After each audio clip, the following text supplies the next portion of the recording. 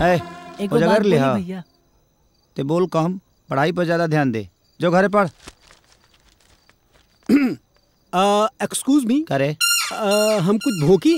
हाँ तोर पढ़ाई की उम्र खत्म हो गई बा, बोल सकेली। ओके थैंक यू भैया। हमें कहते जमाना बहुत एडवांस हो गई बा। हाँ सब कुछ खुल्लम खुल्ला होता। हाँ भाई साइलेंट लवर बनला काम ना चली, वायलेंट लवर बने का पड़ी, तब जाके तुहार इलू इलू शुरू होई। अच्छा हाँ भैंस दुहे तो ठीक से आवे ना तोरा।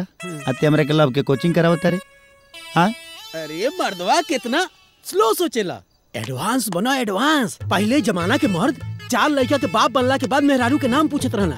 अपने दिल और दिमाग में सेट कैलो, बिहान जाके रानी के पास आलू बोदा आलू। कुड़ार में पैदा भर लिसकाते। हाँ तक्का आलू बैगन कर ले बड़े। I love you. अरे हाँ वो है, तू बुझ गईला ना। हाँ लेकिन कुछ ज्यादा जल्दी ना हो जाए। जल्दी नहीं, अब तू लेट करबा ना तब जिंदगी भर रड़ुआ रह जीबो। अच्छा ही बताओ, तब तोरा लव के इतना ज्ञान बा तो तू अभी तक ले रड़ुआ काहे बड़ी? बोल ये कहा। कोरोना का माहौल चलता।